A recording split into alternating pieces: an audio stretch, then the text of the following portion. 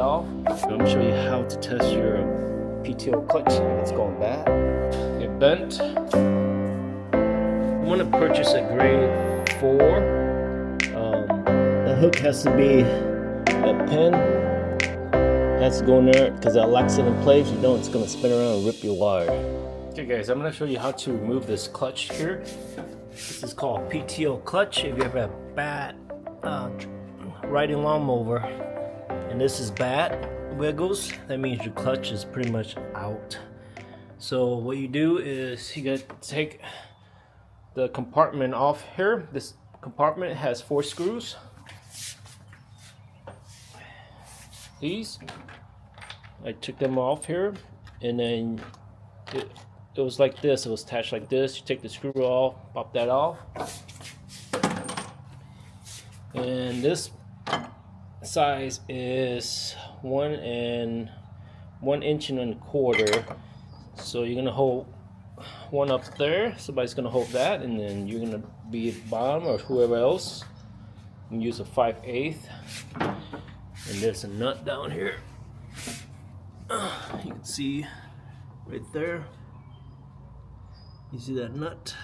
I'm gonna show you how to test your PTO clutch if it's going bad.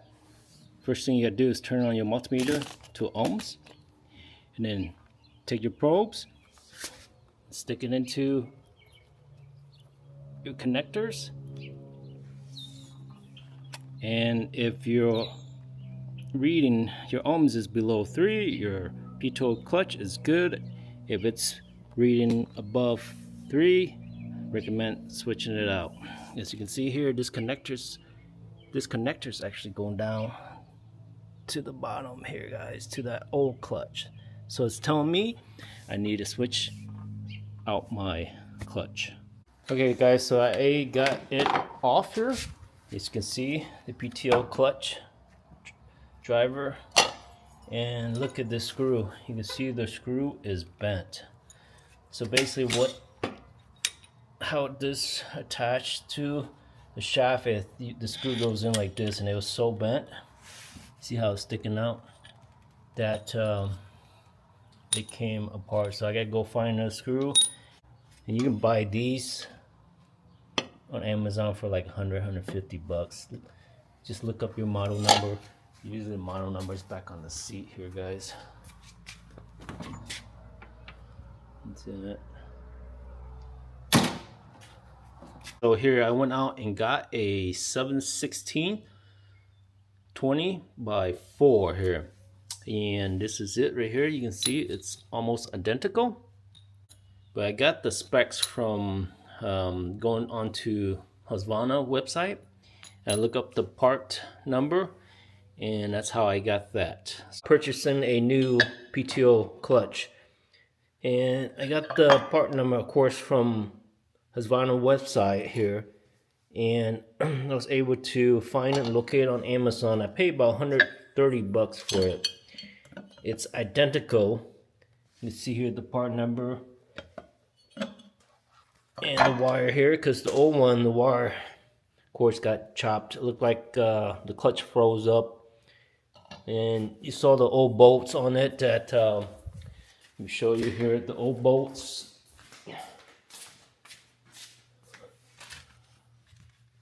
On it went out, it bent, and I ended up getting a new bolt. And you want to purchase a grade 4. I bought a grade 4 because grade 4 bolts, they are stronger. They're made differently than stainless steel. So another thing, guys, is when you put this on, I just noticed there's a pin or a hook that actually goes, we'll have to find out either here or here. That hook has to be in that little channel groove for it to stop spinning. If you don't have that in there, it's gonna spin. And I think what happened with mine was that bolt came loose, of course, and then it starts spinning and it ripped this. So you can see, yeah, it came loose. But yeah, that's how you put on, and I recommend putting some lithium grease before you put it on, because if you have a problem, it doesn't fit, wherever, it's easy to take it off. They come back off pretty easy. If you don't, then oh boy, you're gonna have a hard time taking it off. You might need a little impact wrench that vibrates to get off, but you just spray it really good. Give it a little grease here between the, there you go, and then yeah, that's it. Of course I'm gonna wipe this off here. You don't want to grease in between the pulley belt, but yeah, that's it. And then this is hooked up to your PTO. So we're gonna get started here, guys. But yeah, the key is make sure there's so yeah, guys. So a couple things when you're installing this is there's a key. You want to make sure that lines up underneath, and also you got your hook. Make sure that goes in there so it doesn't spin.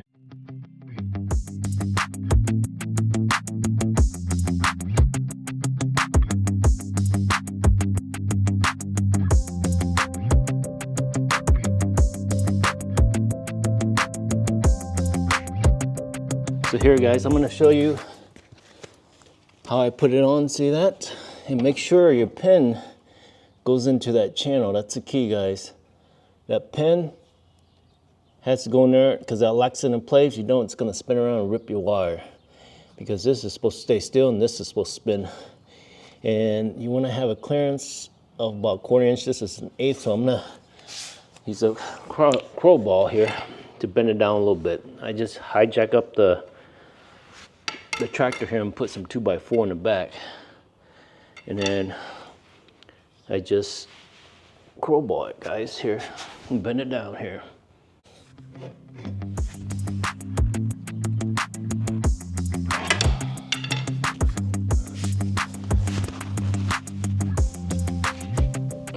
And there you go. See that? Let me see it. You can see it's a little further down. But yeah, guys, that's it. Until next DIY, next video. Do it yourself and save some money. And take care. Bye now.